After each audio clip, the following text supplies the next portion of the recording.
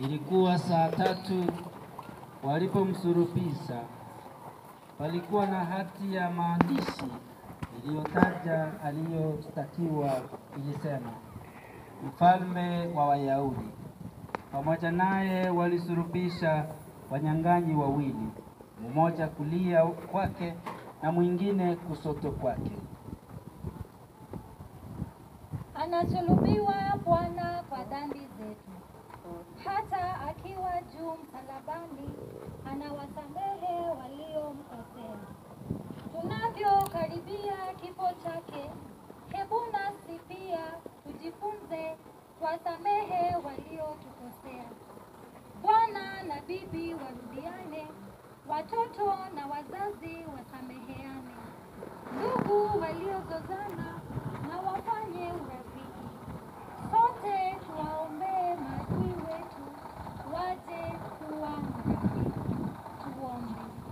Ee Yesu Kristo, uliyesulubishwa msalabani kwa ajili ya dhambi zetu, tujalie neema na uwezo wa kuweza kuvumilia na kushinda mateso na majaribio tunayopitia.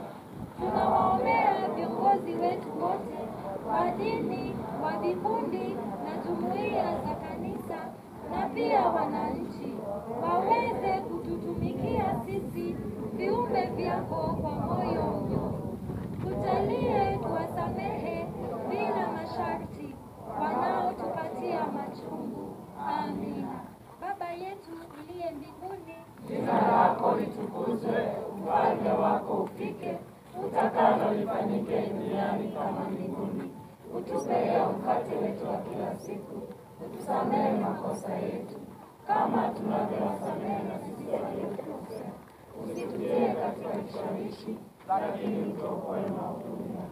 Salamu Maria, umejaa neema, Bwana yu nawe, umebarikiwa kuliko wanawake wote, na Yesu mzao wa tumbo lako amebarikiwa.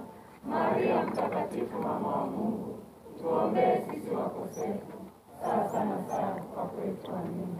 Atukuzwe Baba, Mwana na Roho Mtakatifu, kama mwanzo na sasa na siku zote na milele. Amina.